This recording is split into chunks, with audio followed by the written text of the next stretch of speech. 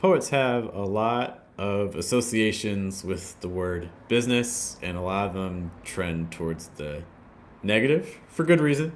And so today we're going to be talking about what are 10 of the things that causes poets to honestly kind of hate the word business, view it in disregard, and what can we do about it if we are poets or artists who are approaching business, for creative and financial independence.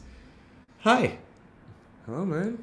guys. My name is Jeff. We're joined I'm by my co-host. I'm Matthias. How are you today, man? I'm doing fantastic. You know something I think I'm just not realizing I don't think we've talked about yet on the show? Okay, so maybe it's antithetical to the show. So maybe that's the Let's reason let's why. let's go. But I got published in Muzzle You did. magazine. Congratulations. It's actually and it is up and it's out. Yeah, I've it's seen up and it's out. Yeah, it's really cool. And I think that one of the things that process, because I've been published before, so like this isn't necessarily like a new development, but it is like something that's fairly more recent to like the things that I'm doing. But I think the thing that kind of showed me is that like when it comes to the multidisciplinary and like kind of doing multiple things, it's like if you're interested in kind of working like all of your different like skills or crafts that you're working in, then like maintaining like your career, like your path and your goals in each one is actually kind of like really important, because it's like I feel like I've been so heavily in the photography and primarily like videography, documentary, short film space, that and I don't think I'm necessarily neglecting myself as a poet, but I don't think that if I was only doing poetry that I would have done as little work towards like either reading or like writing as I have. But yeah, just like kind of maintaining it and being like, man, let me see what is out there that could be maybe receptive to my work, and like found some stuff. So Yeah. No, that's yeah, really good. I mean, Muzzle's also it's a very respected. They get push cards and things like that. They got yeah. the. Shout out to Muzzle. It's a good journal to be in. Really Good journal to good.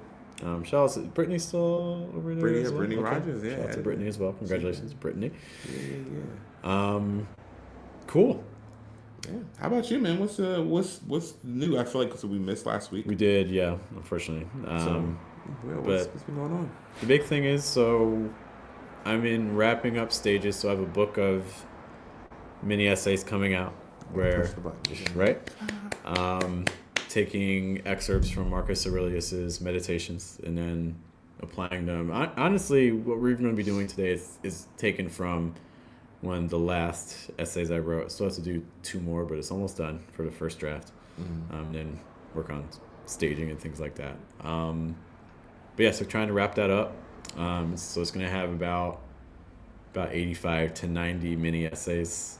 And it's not meant to be necessarily read linearly. Like the band, I might not even have like a table of contents, because it's really more about like you just turn to a page and then it gives you a topic related to poetry and art and business and something to just kind of reflect on. And each one's only like, half a page. So that's kind of been the big thing, just trying to get that first draft done, so then we can work on the editing. Man, and I'm always curious about this with you, and like I feel like because like kind of seeing things go from and like the really cool thing that especially with like diverse is that you have a lot of small things that like things that start off like this is the idea, but we're able to kind of watch you kind of create, and then like now it's like this product, this thing that's out in the world, which is like this really cool evolution. Can you maybe talk to us a little bit about like what project management looks like for you in that respect? Because like you're doing so many things that it's like now like then when you see like something is coming into the world, it's like, man, how did you find the time or the energy or attention or what to kind of I think if you think too much about it, you won't. Because like it's I mean, first starting it, so again there's like 85 different little mini essays in there, and when you first start, basically what I did was I looked through the book, so Marcus Aurelius' Meditations, and as I was going through, I was like, there's actually little moments in here that you could dig on and kind of riff on to connect with poetry and business. And so that was kind of like the first step, is just, find the excerpts first that would be manageable, and then kind of compiling them, putting them in a document, and then be like, okay, so now I have 85 to 90 of these things, and that can be also very intimidating, looking at a document of like 85, 90 blank pages with just the prompt at the top of them and be like, all right, I gotta finish all this. But I think also it's a lot, but it's also a little, in the sense that it's finite. There is an end. That's true. And I think that is something that helps a lot with projects, is like trying to have like there's a moment where it stops. Even like if you're making like a TV show, you can go to Simpsons route where it's just like, hey, we're just gonna crank out season after season. But you can also do, like you look at like Avatar or something like that, like The Last Airbender, and it's like we're doing 3 seasons and that's it. And that's like original. Like they make offshoots, but the original is just like we're telling the story in 3. And I think having projects that have a specific sunset is helpful. Like even like another series that we have is the Micro Mic, which is poets come in, they do a reading, and then they also give a talk, and you guys can see that on the channel too, because we post it there. Similar thing, we're about to wrap up the first season of that, so next week is Ruth Awad, and then she's the last scheduled reader for this first batch, and so we'll probably take a little bit of a break and then kind of tap into what I want the second season to be. Like, so one thing I'm thinking about is maybe I'm thinking targeting poets that already have books out, or poets that are doing something that is related to business in some way. Yeah. And then giving them a space to feature and then talk about the project or the book or whatever they were working on. So I think like the Micro Mic kind of approaching it that way, like each season kind of having a specific focus for it. Yeah. But I think that's one thing that makes having so many different projects and things going on possible, is that like, one, making sure that no one project is overbearing too much, and then two, having like a defined specific end goal that you can envision has been really key. And I kind of like how you're breaking down like how you were making the book, because I think that's a big hindrance to a lot of artists when it comes to project management, is like you have to take this large idea and you have to break it down into individual processes, not just ideas, not just, oh, I kind of want this thing, I kind of want this, and like I just want books about my childhood home. It's like, okay, but like, okay, what kind of book do you want? Is it a poetry book? Is it an instructor? Like, what are we talking about here? And then after we figure that out, what do you want each chapter? Would you want each chapter? You want each chapter to kind of build upon itself, like build upon each other, like all these different, like if you can break down what you're doing into exact processes, it might feel overwhelming once you look at the processes and you're like, oh, I have to do all this. But now you essentially have your marching orders. Now you know like what. Okay, if I want to get this done in 6 months, I have to do this every 24 hours, or I have to do, and I think that's like it's something that it initially can be daunting, but it's like the most, I don't know, it's like a really euphoric feeling when it, not even when it's done. Let's not even talk about when it's done. If you can get a production, or if you can get anything that you're working on to like kind of like the 3/4 stage, and then like you're able to kind of recognize exactly what you need to go forward and like exactly what you've done so far, even like those like initial steps, I think that can be both really refreshing, but it's also like it's showing you that, hey, like nothing's really impossible. You know what I mean? It's just a matter of time and organization, but it's not impossible. I think there's other projects I'm working on too that are more related to teaching, that I can't start them until I finish the book, so that certainly helped kind of give some motivation as well. So I think having something else that you want to start after it, because if you just have the one project, you can just like work on that thing forever. So it's like having something else that kind of pushes you, like, I gotta ship this because I gotta move on to the next thing, I think is really helpful.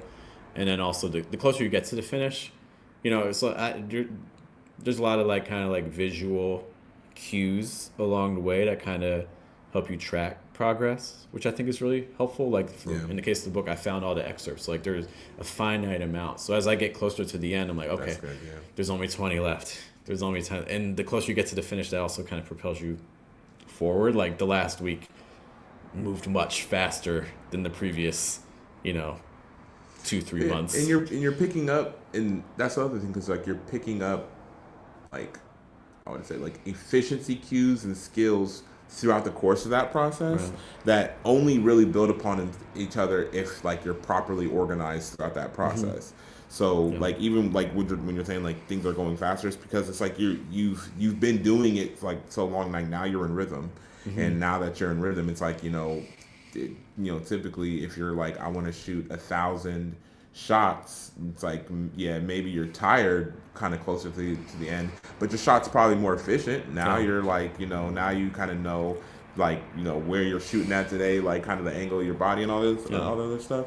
And also thinking about like what you're saying when it comes to like kind of like the building out of your projects, and like having something that is like I want to work on this. This is important to me, but there's something that's important to me that I can't do without like finishing this, which is also something good because like I think a lot of I guess there's two things about that, because a lot of times you can kind of get inundated with the amount of projects that you're working on, and you kind of don't really have an organizational structure for when and like how to like really lock in with a project. I was talking about this. I guess both of these are kind of things that we like me and Ajay. So, like I have like another like film project that it's not necessarily on the back burner. I'm still kind of working on it, but like the things that are more like important right now are like the ones that I'm working on right now. Yeah. And me and Ajay were talking about like, oh, like she was like, I really want you to be able to get to this.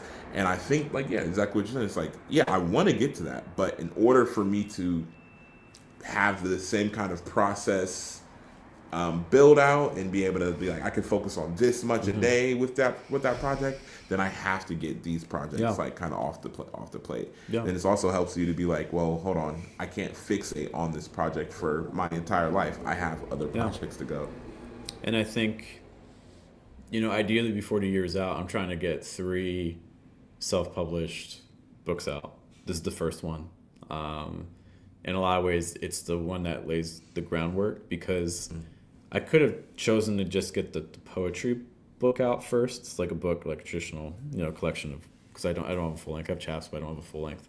And I'm interested in trying to get that self-published to try to act as a model for people. But I think that, look, the world's already flooded with so many full lengths. Not to say that I don't think mine is unable to stand out on its own, but I think there's this idea that if you can get people interested in you and what you're doing, then that makes the projects you do also grow faster. Yeah.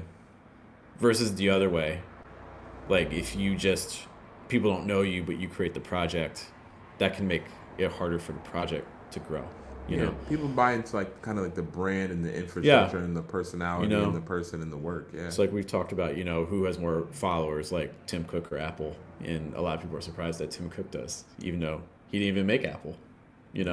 But people are interested in people, and so this is, I think that this book, with this connection to poetry and business, which there's not a lot of resources on in general in the world, I think this has a greater chance of kind of introducing the world to me in my approach and getting people to kind of self-select, be like, yes, I identify with what he's saying. No, I don't identify with what he's saying. I don't it allows people to pick and be known for something. Whereas if I just put a book of poetry out, it's like, oh yeah, here's the book of poems, like all those other poets. You know what I mean? It's like, this is something that I think is more of a differential. This is why I think it's really important for poets to be really considering critical analysis, positioning, like original thought. Because I think just putting poems out everyone's putting poems out. So what's the thing that separates?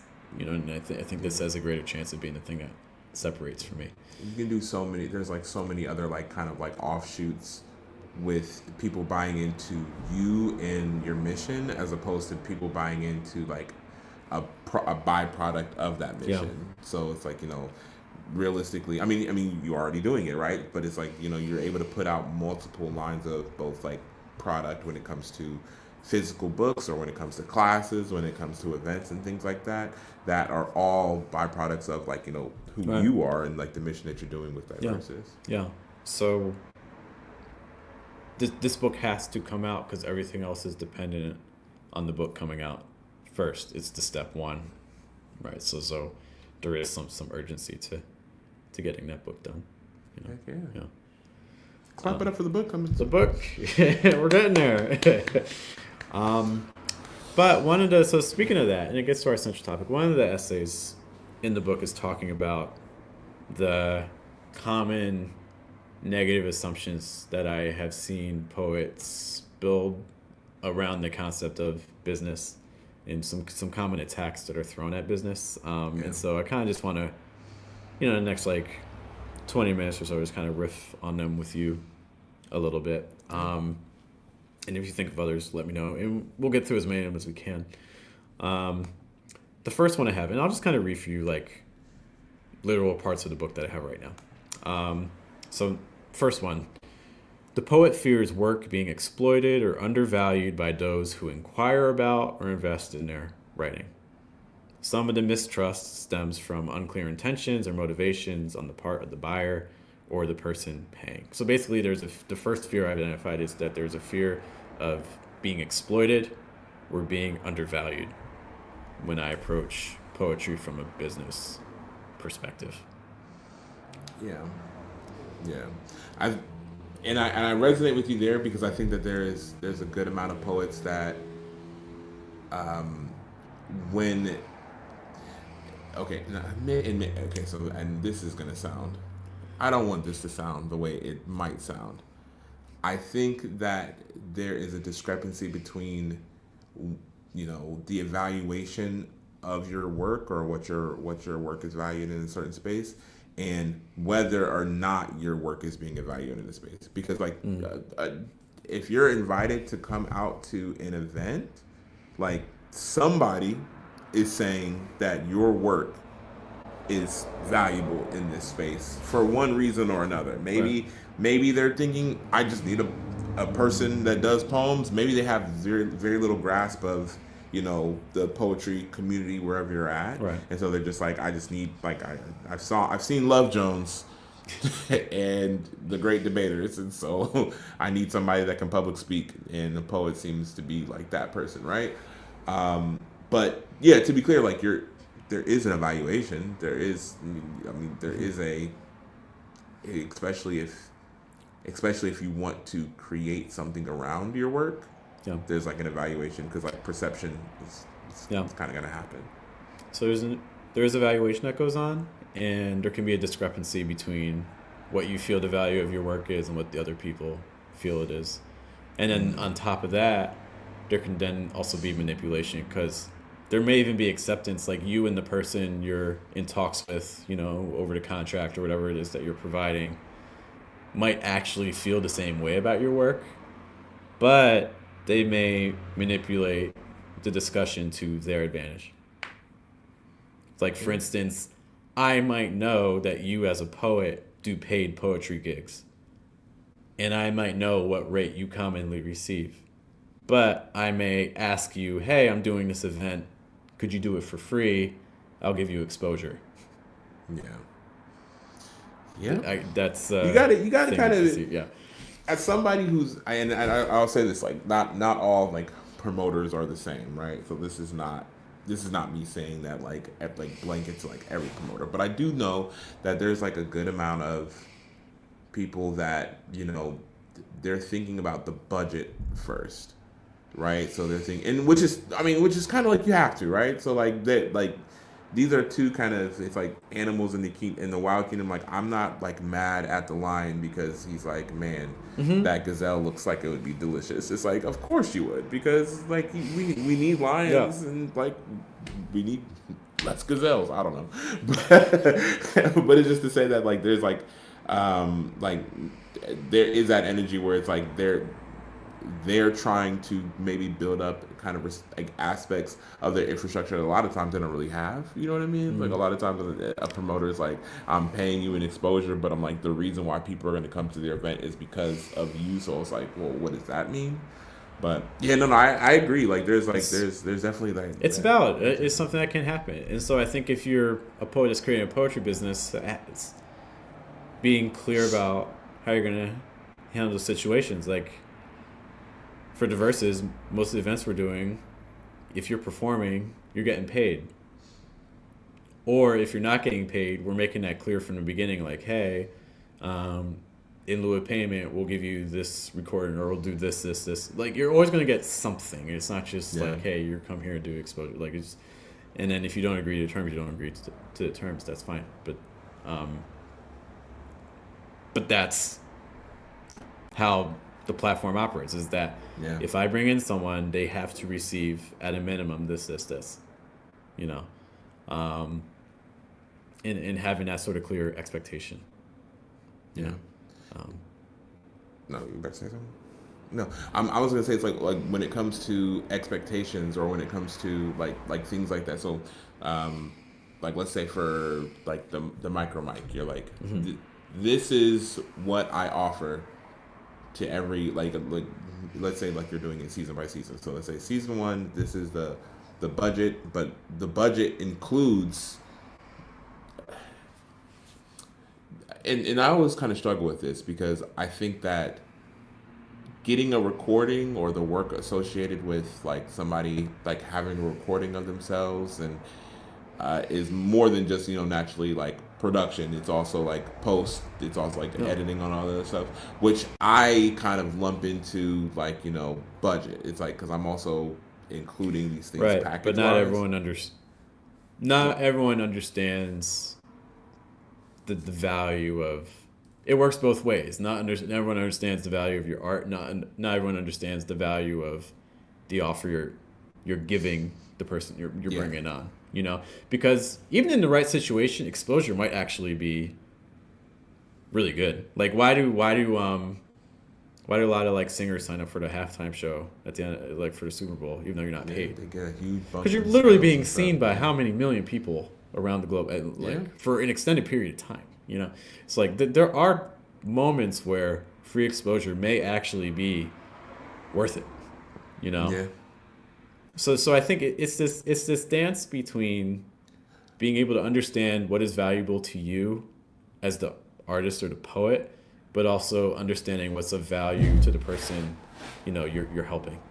Yeah, I think. Well, I mean, and it's so funny because like once I'm doing these like mini documentaries, and I think with those I've been doing them with like artists or like people that are like working in different fields in Columbus, but I think about like something like that where it's like exposure is not just about like for me it's not about even my audience really. Like exposure is about a tool that they can use for exactly exposure, right? So it's like I don't have maybe this person, and like it's happened with a few people where it's like I'm talking to them, or maybe in our prep I'm like kind of explaining like, okay, this is the process, this is like what you're like, we'll do this like a day or 2 days before we actually do the documentary, but I'm like, this is what you want to be thinking about, and this is like what you want to think about for your business. Like I've never put that into words. I've never even like thought about that, and now not only do they get to think about it, but they have a recording of it that they can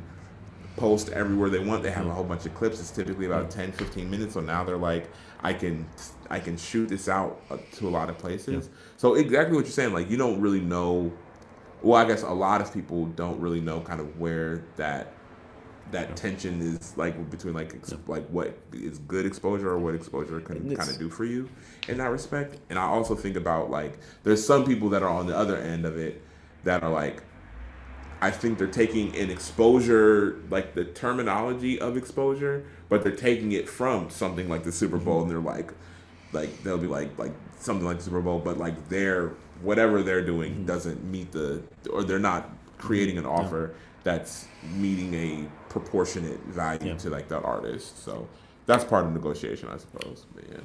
And I'm glad you used the word negotiation, because that's the other thing that I think you can do if you're creating a business around poetry or art, is that when you bring someone out for an assignment, have an actual negotiation, have the actual talk, ask questions. If you create a product or an offer around your art, having dialogue with the person, and during that conversation, or if someone is hiring you for something, those negotiations that you have, those conversations are really important. During those conversations, ask questions. The person who asks the most questions is the person who has the authority. In those, I mean, in general, but in those negotiations as well. And so if someone is having a negotiation with you and they bring up the exposure word, like, don't just accept that. Talk with them about what they see exposure actually meaning. Yeah. What are they doing? Like go into the specifics. Like, don't just stay at like the superficial level. Like, no, actually dive in. Like, okay, so you're gonna pay me an exposure. What does that actually look like?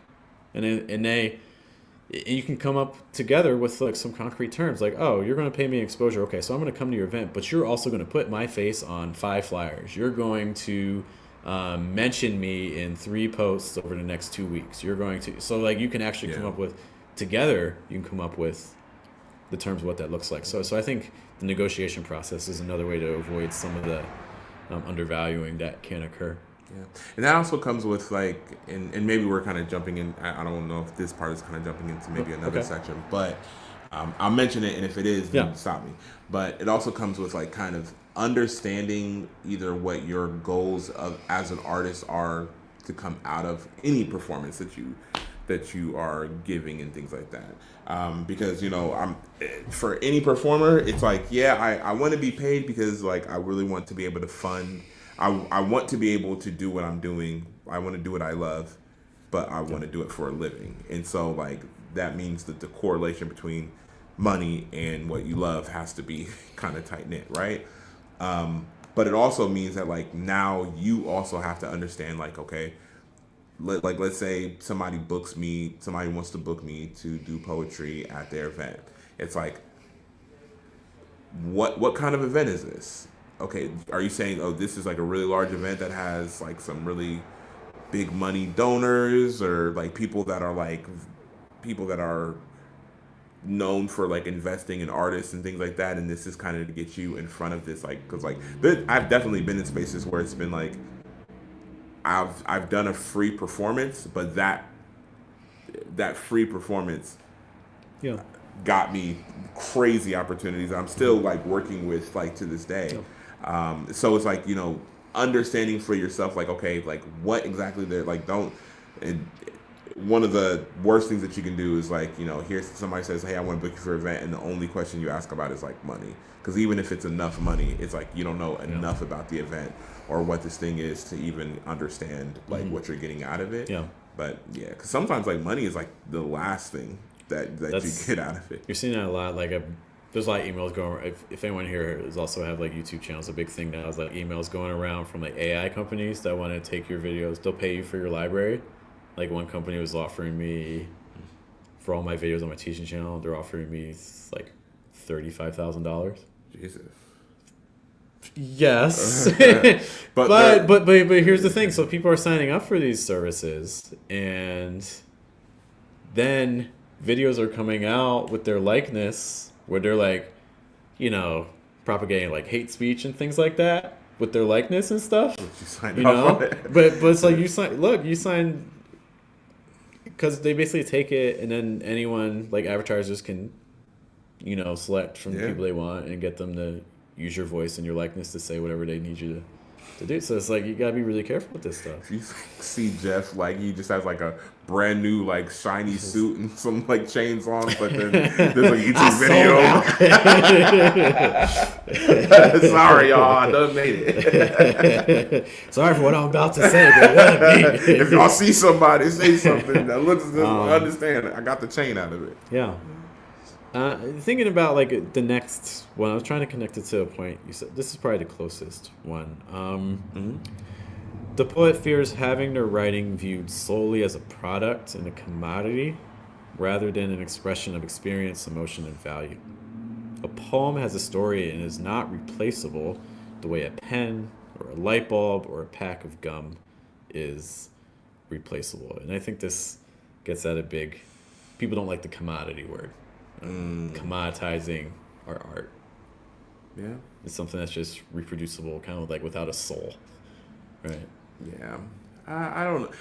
I hear that, and I think that.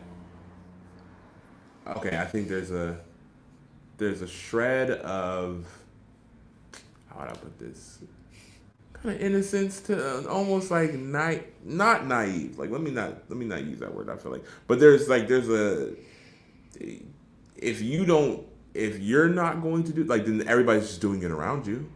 You know what I mean? Like everybody's just like they're deciding when and where your work is valuable.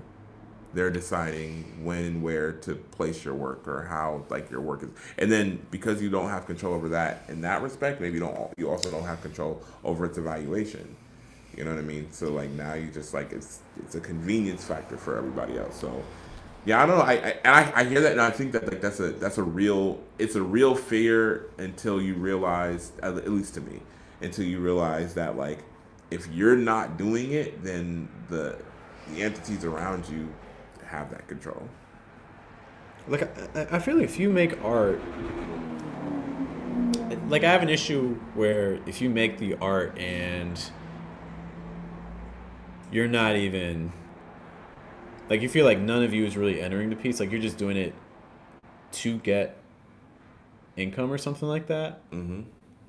Yeah, I have a problem with that, but I feel like you can still, like, someone can hire you to produce something, and you can still, like, I feel like if someone is hiring you to create a piece of art, they're hiring you to create a piece of art that is similar to your other work, I'm guessing. Like, there has to be a reason why they came to you originally.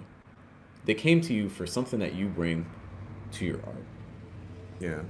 And so I feel like, yeah, they may say like, hey, like I need this, like I need like a cat poem or something like that, you know.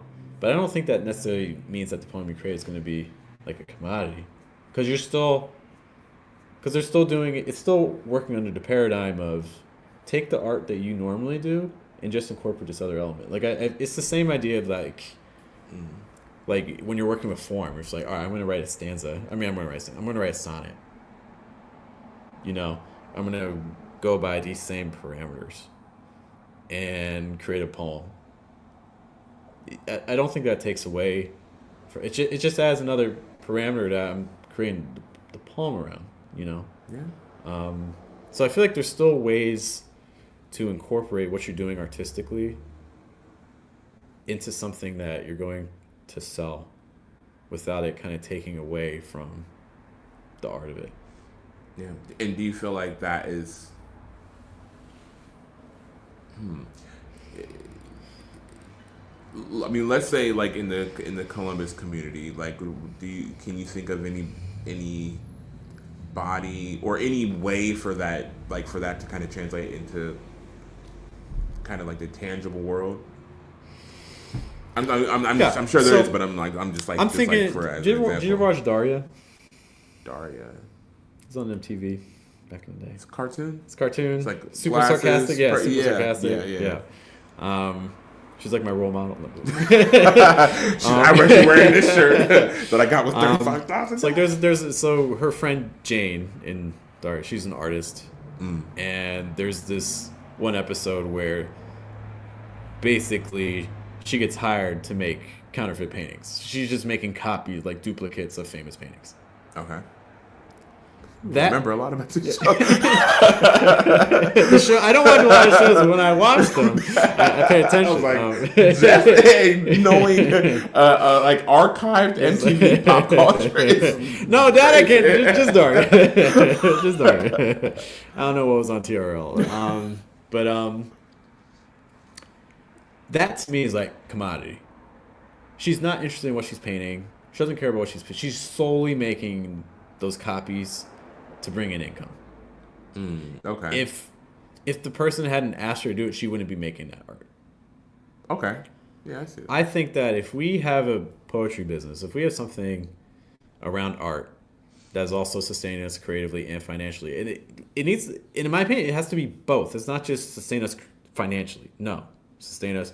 There's a reason I use both words, creatively and financially. Right. Yeah. Okay, we can't just take out one. Okay. That means that I still have to produce work that I resonate with creatively. Yeah. I think about like, here's a really good example. So, the coffee festival, and the coffee festival, they very often have like poetry performances during the coffee festival. Now, if there was a poet that for years, for just because they love it, was writing about coffee all the time, like all their poems had something to do with coffee, which I'm sure there are poets like that somewhere, right? But they were just like always writing about coffee all the time, and they had a coffee chapbook and they had a coffee table chapbook. That's a good idea. There used to be, back when I was more active on Threads, there was a person who would always write coffee haiku. So we just write coffee haiku all the time. Yeah. But it's like, that's a natural marriage. Like, that's like a natural, like, the coffee festival being like, hey, I want you to perform these poems and maybe write a poem about coffee for the coffee festival. To me, that person's not creating a commodity. They're not just like creating product. They're creating genuine works of like within the line of art, but they're doing it for this purpose in this space, and like this like it's like a really good marriage there. Yeah. So I think a lot comes down to Daria is you crazy. as Thinking about it, like, I was like, why does now I gotta watch this? It's a really good show. Now it's so good. I really wish that I would have known, because what if like the key to Jeff's brain is just like, you gotta watch Daria. It's such a good show. I think a lot of this comes down to the individual artist, because you're going to be the one that knows. You're going to know if you create something, are you just creating it purely for money? And I think if the answer to that is yes, then that's where I think that this is most resonant with. And maybe that's where the fear comes in. The fear is that I'm going to create something, it's going to bring me income. I'm going to like the income more than the creation aspect. So I'm just going to do it for the income.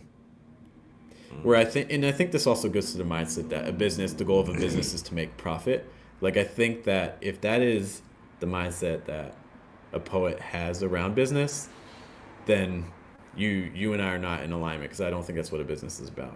I think that profit is a byproduct. I think a business is about impact and solving someone's pain point. And if you don't agree with that definition, then everything we're discussing right now is mute, because we're on different wavelengths about what a business actually is about. Yeah, I agree. Yeah, there has to be especially because like in business, like business requires voluntary transactions between two parties, and even if I'm giving you money for something, the thing that I'm giving you money for, I think at the very least I'm getting a deal. You know what I mean? Like, if I'm paying for it, at least I'm like, oh yeah, there's some kind of, I'm giving you equal value, or I think I'm getting over. Like, I'm thinking like, oh man, like I'm doing something. So it's like, but it is a voluntary transactional space, and so it's like, me providing this thing or me like giving you this thing, it has to solve a problem or something that you need. In the interest of time, because I do have to head out probably about like 10, 15 minutes or so. These next ones will kind of go through quickly. This next one is actually very similar to what we just said, to a degree.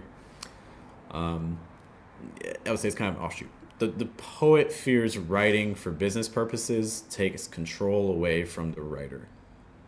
To move the poem in a direction that does not fit the poem is a betrayal of the art and the poet. Poets do not wish to change their work for stakeholders or shareholders. And I think this is a real big one. It is. Which is, again, connected to the previous one. But again, I view it, my personal view is that can that happen? Yeah, for sure, 100%. And that's an issue.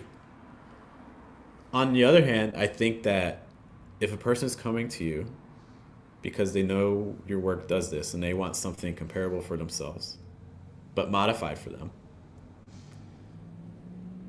I think there's a degree where that just becomes a further constraint that you just have to operate under. Which I don't know. I don't think art is suffocated by constraints. I think it thrives under them. So I think it becomes just another thing to incorporate. But again, if I find it that like, if it gets to the point where it's like I'm writing about something I'm morally opposed to, Yeah. well, yeah, that's a problem. you know, that. it's like there's always there's a line to be crossed, but you have to determine where that line is. And I think this also kind of goes into who I would say who your customers or shareholders or whatever you could kind of think of like are in your process. So like if you're somebody who is like world renowned for their books and like all like the books, like so like maybe you're not like, maybe you're like I don't want to write any poems that to appease any kind of corporation whatsoever. So you might never be in a space where somebody reaches out to you, hey, I want you to write a poem about that. Like maybe your entire bandwidth is put towards performing your work spaces, and I don't think there's anything necessarily wrong with that.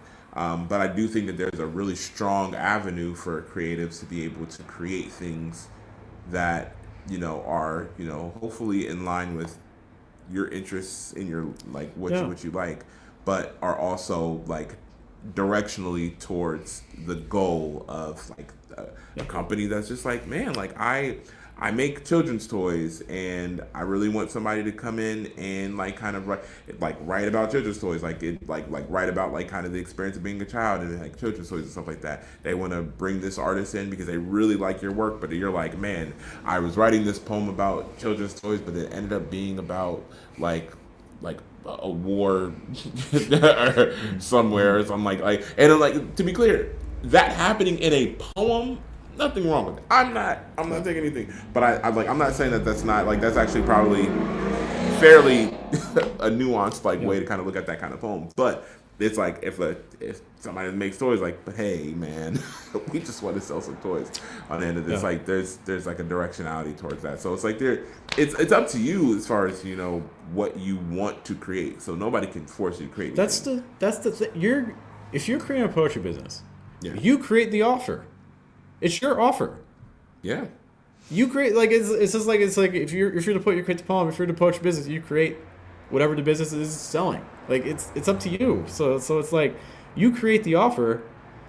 If no one gets the offer, then make a new offer that's in line still with what you're doing. Like it's like you have control over this. And I also think we were talking about this at UAS before, because it's like there's a relationship between what the artist is.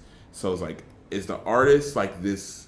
And a lot of people find, and I'm not taking, but a lot of people find that what they are doing is like they are a vessel for like kind of the divine God universe to pour through. So like what they're writing is, and then we've come across a couple of people like this that are like, what they're writing or creating is like this ordained. It can't be different than what's coming out of my brain and onto this page. It cannot be any different from that.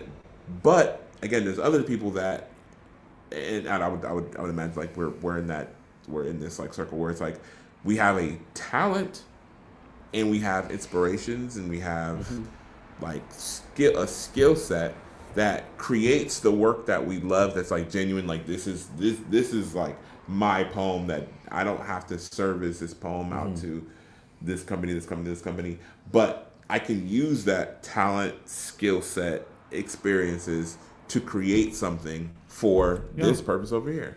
But the thing is that even that first person who's like, I am the vessel, you can create an offer around that too. The offer might have a smaller audience. Yeah. True. It might, but that doesn't stop you from creating an offer around it.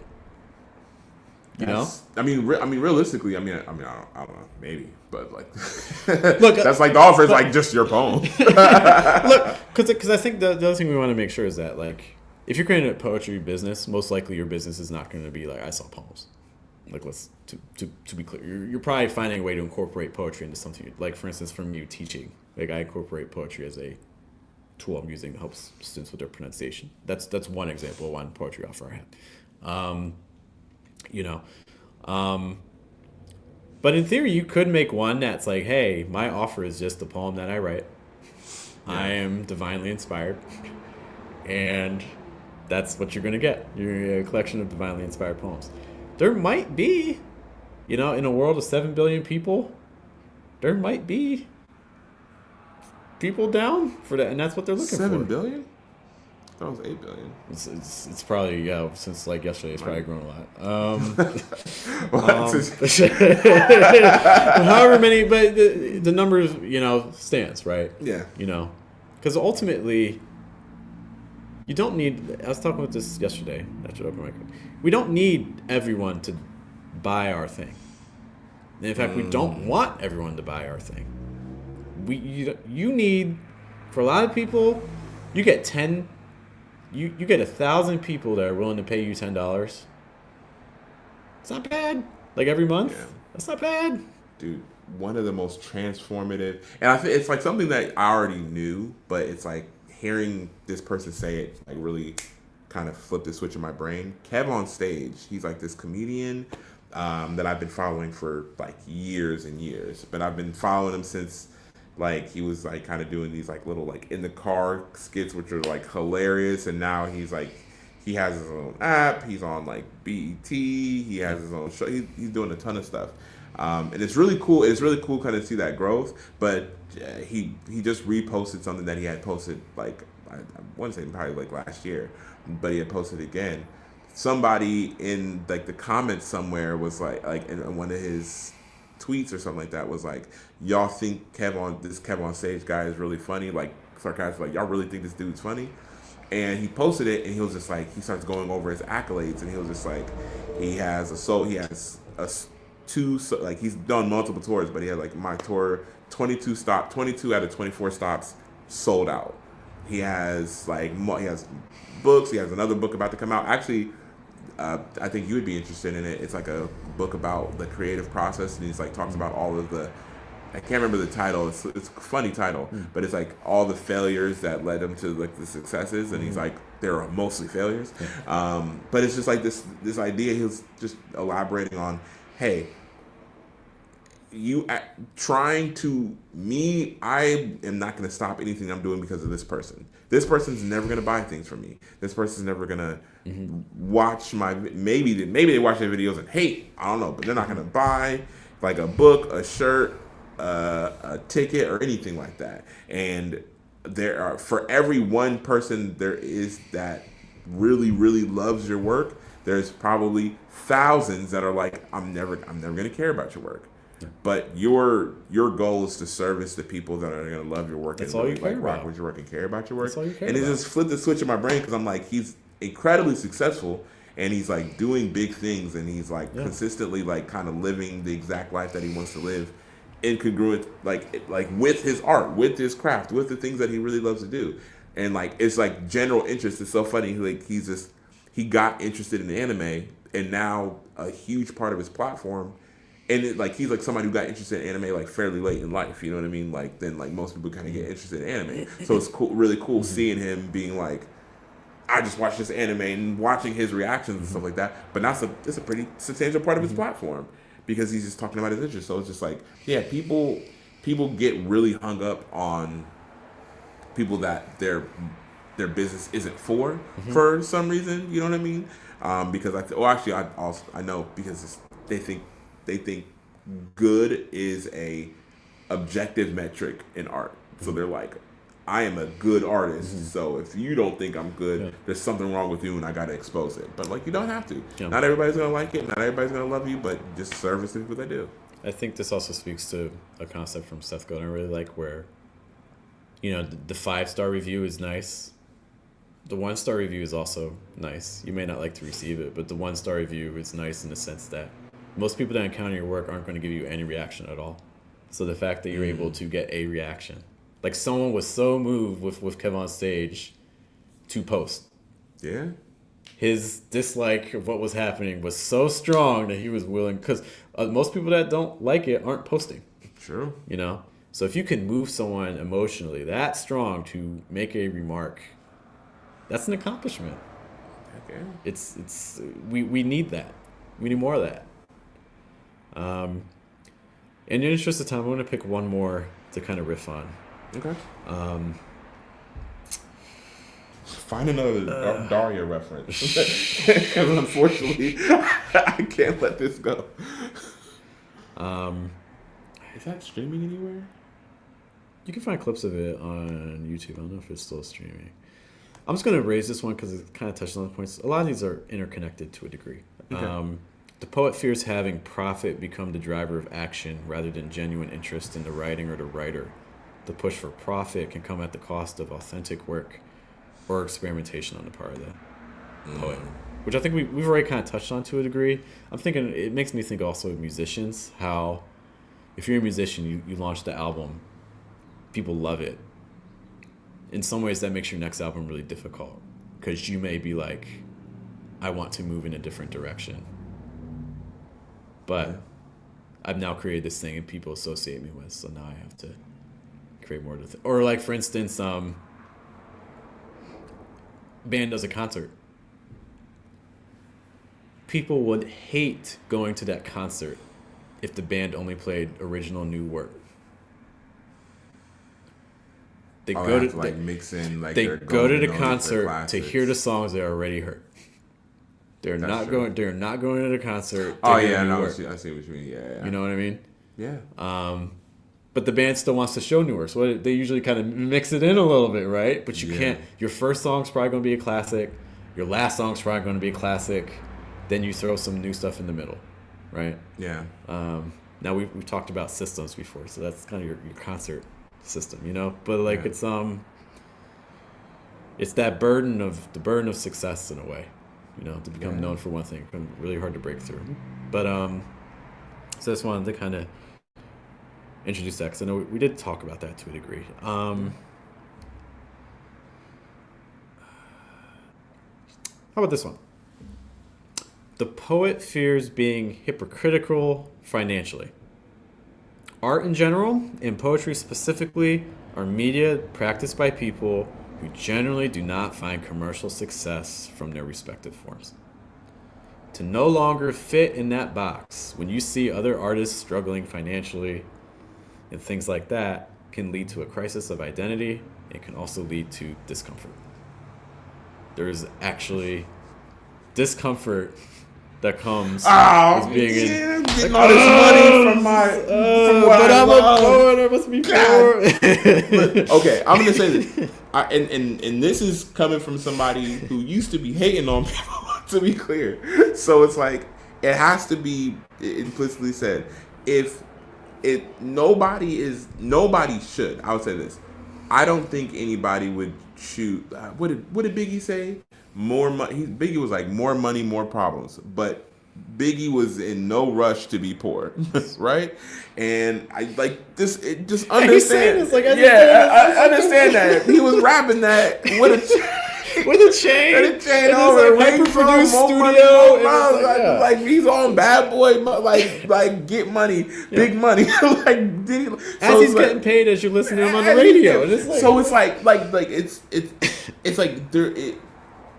I think if all of your peers would be frustrated that there is because like I mean, and that's what it is a lot of times. A lot of times there's a disconnect between how you function as an artist, your audience, and what you're doing to kind of grow. Like that's the reason that's the thing that keeps like a lot of artists like not being able to kind of translate. Yeah, to, like, artists are in the way of themselves. Like it's such a thing, man. Nah, but that's the thing. So it's like now it's like if you've been able to lock in on that, because like that's all it is for a lot of people. A lot of people, they were just able to lock in with their audience, and they were like, oh crap, like I found my people that I'm relating to. So now like I don't know. I used to write these like cupcake poems, but I was literally doing it just because like I had like for like a very small window of time, I had this like hyper fixation on like cupcakes versus brownies and like that. But I'm not the cupcake versus brownie guy. Like that is not. But you could have been. I do No, not but in all honesty, but I you could have been. Now, I want to be clear. I could have been, but like I can't sustain that. You know what I mean? Like I don't have enough interest in that dynamic to sustain that for any longer than I did. You know what I mean? Like I was already like, okay, this was fun, and it was funny, but it's kind of done. But yeah, like somebody out there is the cupcakes person, right? Mm-hmm. Somebody out there is like, I write poems for my cupcake lovers, for the people that love cupcakes, and if they are out, if this person's out there and they're just the only places they're performing is open mics at bars somewhere, like let's say they're only going to these like grungy goth bars everywhere, and they're like this happy, like, man, cupcakes are great. It's like maybe you're not connecting with your audience, but if maybe you make a pitch to somebody that you know is about to open up a bakery and like for your opening, I would love to do like a setup on, like, you don't even have to pay me. Mm-hmm. Let's just set it up and I'll record it and we'll do all this other stuff. That right there is like a bam. Like maybe you just connected with your audience because like your audience isn't just people that love poetry. Your audience is people that like cupcakes. Yeah. And they're just like, man, I didn't even think about cupcakes in poetry around my cupcakes or that experience. And so it's just, to me, it's like, yeah, if somebody's really upset that you've been able to key in with your audience and be able to grow, I think like that's something that they have to work on in themselves, but don't feel disconnected from your community just by virtue of the fact that you are successful. I think there's other things that can disconnect you from your community, and they could be a byproduct of your success within you. You know what I mean? Like maybe how you act or, you know, operate in the world because of your success, but not like, oh man, I'm feeding my family this month. God dang it. There's a lot of unhealthy mindsets that prevent us from doing the things that would really help us move forward. I think in art you see a lot of like trauma dumping and almost like trying to level people up. Like, oh, you had trauma, well, I had trauma. Oh, you went through that, well, I went through. Like, there's a competition aspect. I think you see it financially. There's a guilt associated with money and obtaining money for something you create. You see it. I mean, sticking with like with the big example, but think of like J-Lo. Like she stole J-Lo from the block. You know, she stole Jane from like, and it's like we can't accept. Like we literally have to stay in that place of lack instead of moving forward and bringing other people to a place of abundance. Can I proposition maybe another motive that it might be? So I think that being broke or being poor in some respect also gives people this like kind of level of cool in a way. Yeah, 100%. And people kind of like, and which is, again, I want to be clear. It's always so weird because like people also don't like necessarily seeing people that are doing good do better. They like seeing people that are doing bad do good. Like that transition's kind of like that's how all of the come up movies happen. You know what I'm saying? But not too good. You can't be too good. Kansas City Chiefs win a Super Bowl. One Super Bowl, cool. But then like they win 3, and it's like, all right, Patrick, the Patriots. I get it. Like, you know, like you can't be too successful. Like it within means. Yeah, it can't grow beyond like. So like a really good example is like Creed. Like Creed, like the Creed series to me is a really good example of like everybody is rooting for you when you're this like underdog, and like your dad is like Apollo, like Creed, like, and your dad is this like huge like big mega star, but you kind of been through the system and all this other stuff, and so now you're kind of having to pick yourself up and like kind of grow.